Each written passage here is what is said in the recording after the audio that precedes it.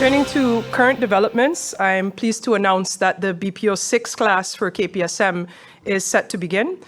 This class will consist of 7 new recruits into our force.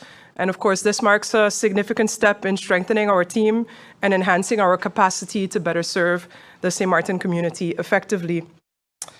In addition to that, I wanted to note that despite the challenges that KPSM is facing in terms of capacity, we remain committed to maintaining an increased police presence and carrying out regular controls. These have been visible over the past days, and there have been some press releases already regarding the numbers thus far.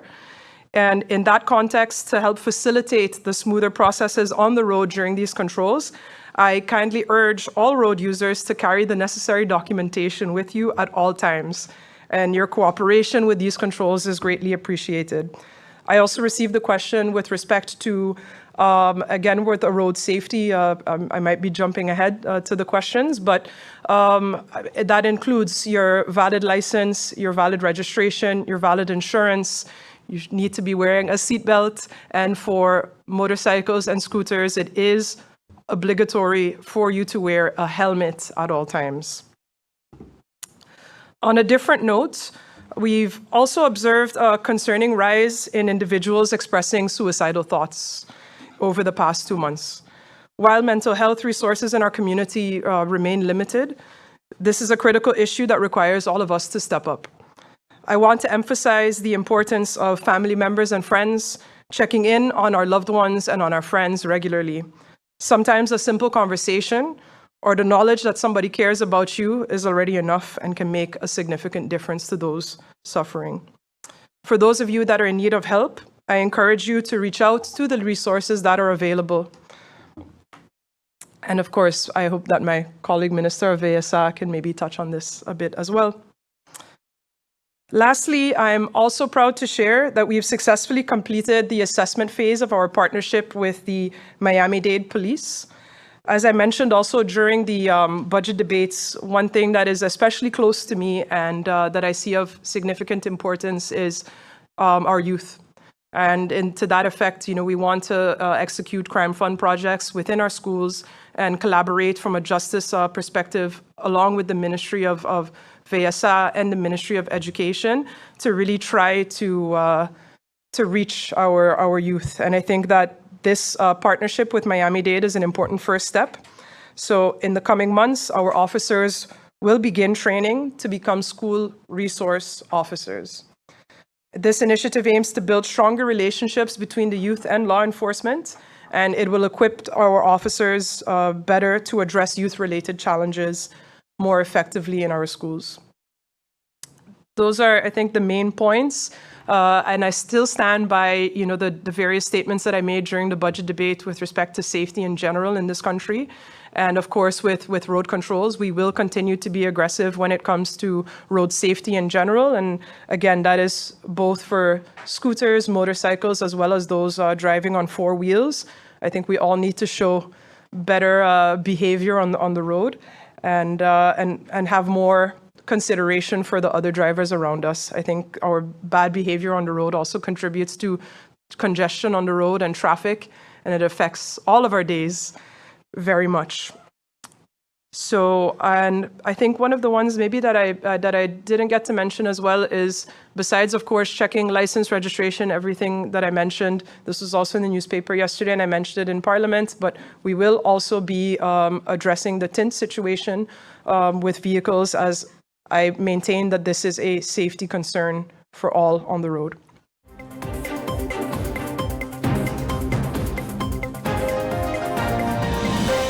I want to take this opportunity to provide you with important updates on several key matters. Budget 2025. I am pleased to announce that the budget for 2025 has been passed, marking the first time in years that we have achieved an approved budget so early in the year.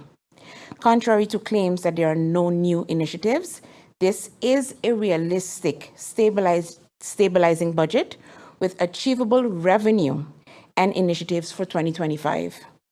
New projects are being developed in parallel and will be included in future budgets once backed by solid data.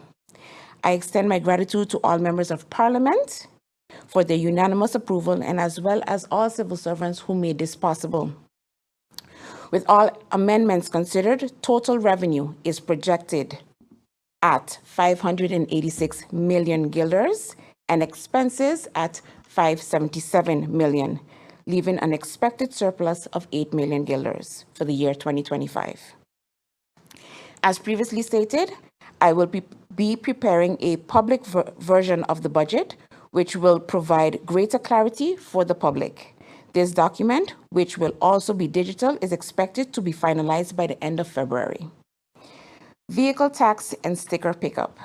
In collaboration, of course, with the Ministry of Justice, starting this Friday, vehicle tax stickers will be available for pickup.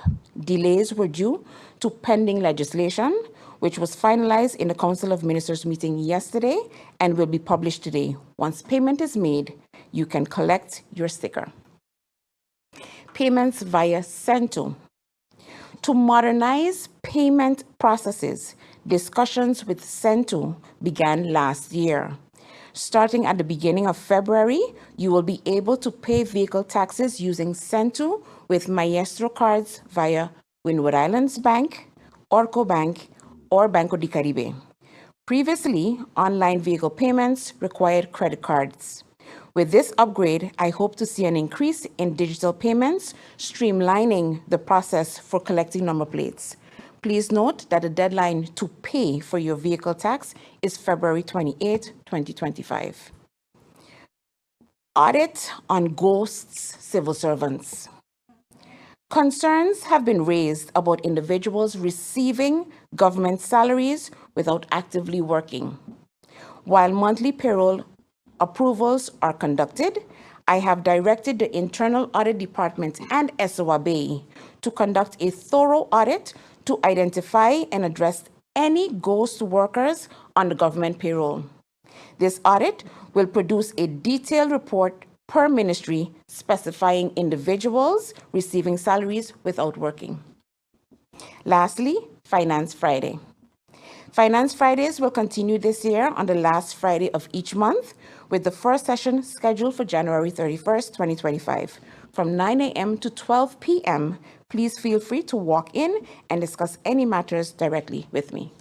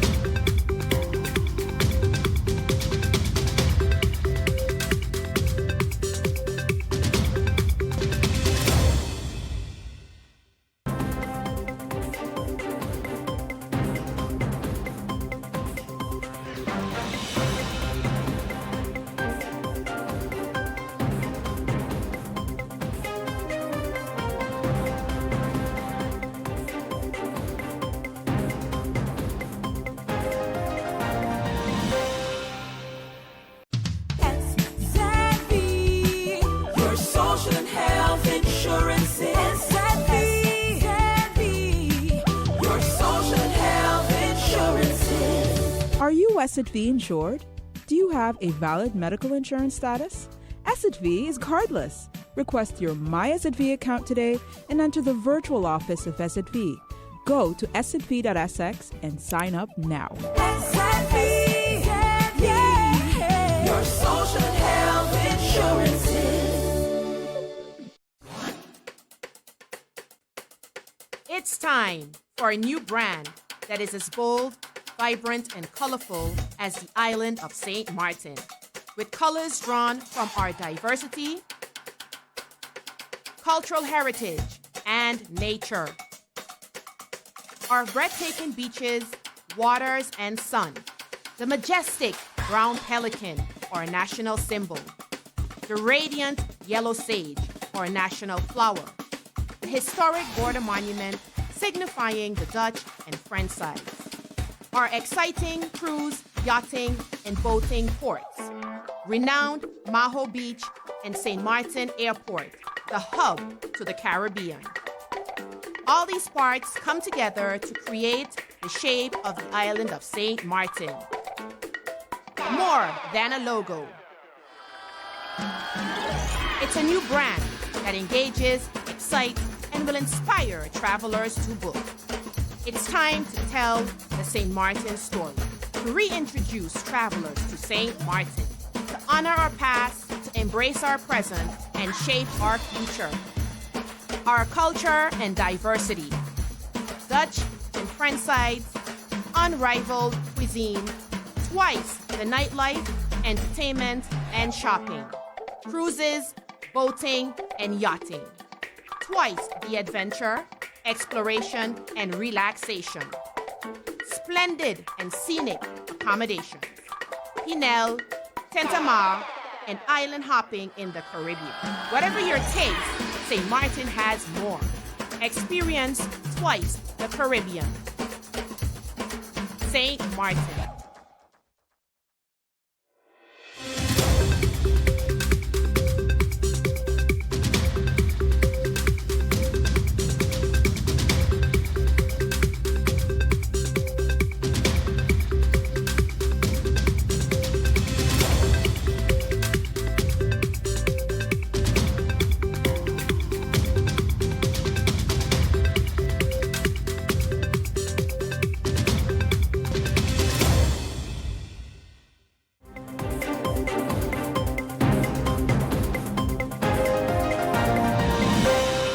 The beach policies.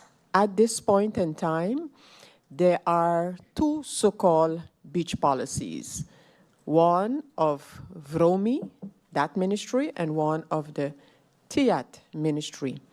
In asking these questions also during meetings, I was informed by the Minister of VROMI that it is the intention to combine these policies and come with one policy for St. Martin. So I look forward during the handling of this agenda point to hear from the ministers how that has proceeded and if any action has been taken. Another matter that I constantly refer to, Mr. Chairman, is one, I want to now take it to the specific area and specific beach of Mullet Bay. And I have learned actually via of the Central Bank of Curaçao and St. Martin acting as Sun Resort or the other way around, or acting for Sun Resort, had in the past taken the government to court because they had submitted a request to government and government had not answered. I asked to receive the petition that CBCS had put to the court. What did it regard? Apparently it regarded structures on the beach. And so I asked to receive the petition, one, as well as the response from government. After numerous questions in this regard, I received from the government a copy of the court's verdict that instructed the government to respond based on the earlier verdict. But it still has not informed me of what exactly was the issue and what has government done about whatever request there was. So, Mr. Chairman, and then my specific reference to the matter of the civil code has to do with the fact that, and now I paraphrase, our civil code with respect to beaches states that in order to give the usage of beaches out, those regulations should be established by national ordinance. I know there's a stream of thought that suggests that the compliance with that is regulated by the national ordinance on the granting of land and long lease. I disagree that it is regulated there, and thus my question to the ministry is, how is Book 5, Sub 26 of the Civil Code with respect to public beaches, which the court has decided our beaches are, how is that executed? How is the usage of beaches on St. Martin, how is it regulated? By Landsverordening as per the civil code? And has that authority in one way or another been delegated to the government? As we all in here know quite well, a national ordinance to this effect would mean that Parliament has to pass that law. And I am unaware of such a law that regulates the usage, for the lack of a better word, of our beaches. And that ties into my question regarding what the CBCS/Sun Resort had requested about the structures on the beach of Mulletby. This discussion on the beach and vending policy is essential to ensure that our treasures remain as a source of pride and economic vitality for generations to come. Today, I would like to provide an overview of the existing draft policy, which serves as a comprehensive framework to regulate beach and water sport activities, ensuring long-term benefits for all. First, allow me to provide a brief history to set the foundation for what I will be addressing today. The purpose of this policy is to regulate all beach and water sports activities throughout St. Martin. Vending regulations were transferred in 1995 to the Executive Council of the Island Territory of St. Martin. These regulations are now under the authority of the Minister of Tourism, Economic Affairs, Traffic and Telecommunication. The Island Ordinance Public Vending, the Dutch Eilandsverordening Openbare Standshandel, which translates to the Island Ordinance on Public Street Vending, addressed vending-related matters such as application approvals, cancellations, and penalties for non-compliance. Today, the department has been actively working to modernize and streamline these regulations, and result thus far is as follows. The ultimate goal of the draft beach vending policy seeks to replace all prior policies related to general and beach vending. Once finalized and approved, the policy will undergo reviews every 2 years to adapt to developments such as the beach erosion, natural and unnatural disasters, construction, and other changes.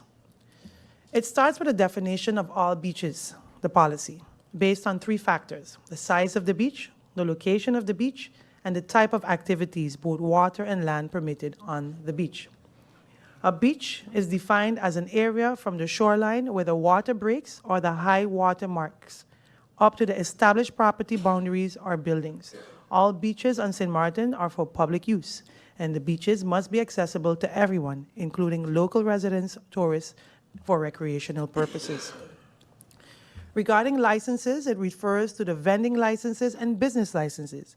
The idea is to have the size and the location of each beach determine the number and type of activities allowed, ensuring that congestion and oversaturations are avoided while protecting the integrity of the beaches. Specific beaches will be entirely off limits to any economic activity due to environmental preservation, oceanographic conditions, and topographic challenges such as erosions or tidal movements. As it pertains to the beach size and locations, the size of the beach will determine the number of activities permitted, while the location will influence the type of activities. A set numbers of vendors and business licenses will be established for each beach.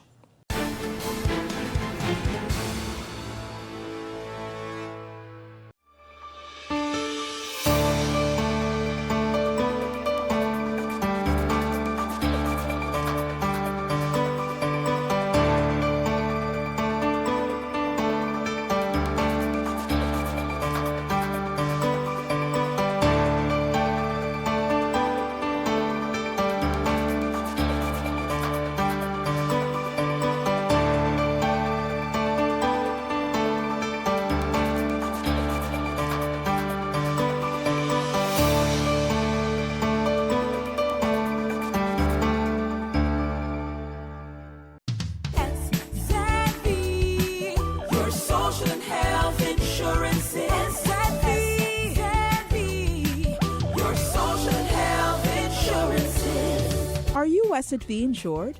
Do you have a valid medical insurance status? SXV is cardless. Request your My SXV account today and enter the virtual office of SXV. Go to sxv.sx and sign up now. SXV, yeah, your social and health insurances. St. Martin, listen up. The Civil Registry Department has taken 7 services online. That's right, you can now request a family tree, local address change, migration deregistration, a registration form, requests for existing certificates, transfer your driver's license, and a driver's license declaration, all online. Go to services.stmartingov.org/civil registry and easily complete a request form for the service that you need. You can also pay for the services online using a major credit card or debit card and receive certain final products digitally as well. No traffic jams, no waiting in lines. And if you're on island or off, you now have full digital access to 7 civil registry services at services.stmartingov.org/civil registry. That's services.stmartingov.org/civil registry. For more information, call 542-0652. Now go online and request your service form today.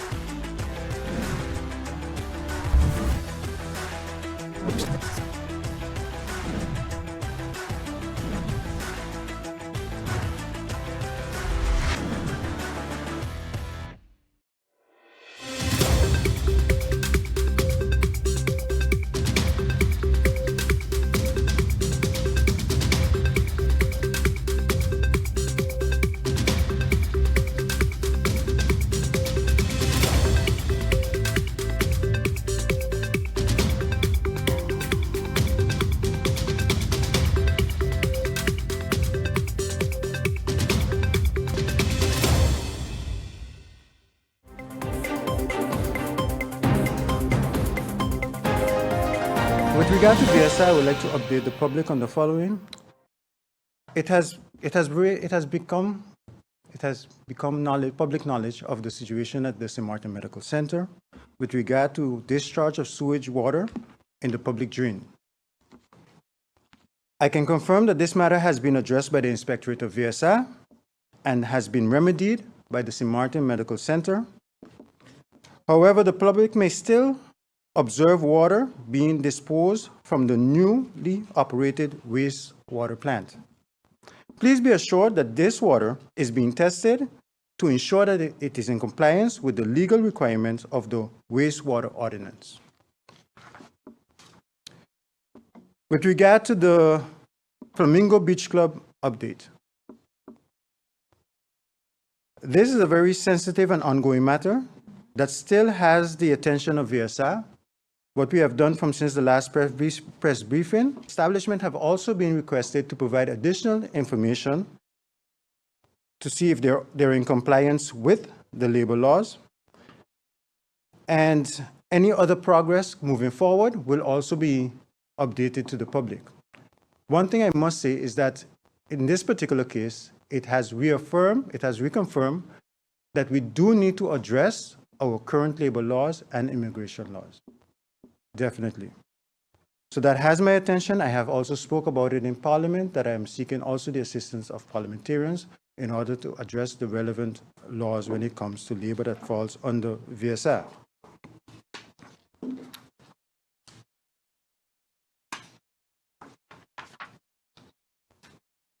On another matter, on the 19th, of January, there was a fire in the Cul-de-sac area.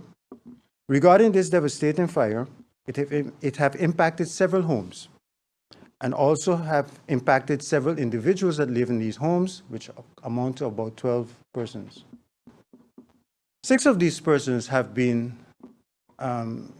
received shelter from family and friends. The other 6 have been receiving shelter from the government of St. Martin. They are temporarily placed. We are asking the public that if there's any way that they can help these individuals, because they have not lost, no one was injured and no lives were lost. It was only material things, so we thank God for that. If anyone would like to make donations, please contact our department and we will gladly, any donations we'll accept and also pass it on to the victims of this fire. On a more positive note, we have also received information that GB is relaunching its senior citizen relief programs. My team and I are actively working with GB as well to see how we can assist the seniors in registering for this relief. We are currently collaborating with 2 foundations, the St. Martin Senior Citizens Recreation Foundation and the Senior Activity Center. We are going to work with the members of these organizations to see if we can help them register for this relief. However, we do also encourage other seniors that are not members of these organizations to please go to GB for the period of the 22nd, so actually starting from today till February 5th. And also there's an opportunity Saturday from 8 to 2. This Saturday from 8 to 2 to apply for relief for GB. With regard to CPS, I have recently received report from CPS that at this current moment, there is no need for alarm. We are in constant communication with our international, regional, and local partners, closely monitoring the situation. As it is currently known that it is flu season, we strongly urge the public of St. Martin to practice proper hygiene ethics. There have been, however, some cases of hand, foot, mouth disease and detection of also instances of children receiving chickenpox in schools. So with this, we would also like to remind parents that if you notice that your children are not feeling well, to please keep them at home and to protect the other students that are not infected, that they can continue being in good health.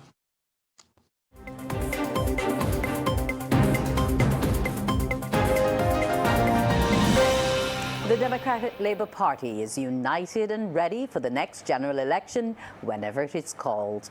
The assurance is coming from opposition leader Ralph Thorne as he used the occasion of Errol Barrow Day to unveil half of the party's slate of candidates to contest the elections.